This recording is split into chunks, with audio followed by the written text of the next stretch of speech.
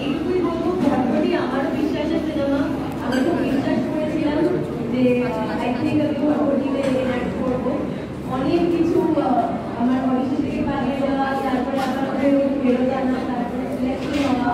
তো আমার বিশ্বাস ছিল যে আমি হয়তো হতে পারবো বাংলা সিনেমার, আর আমি হয়েছি।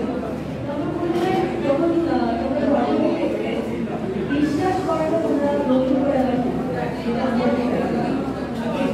কিছু বলবো না। এবার বর্ষা আমাদের তোমাদেরও ভালো লাগে।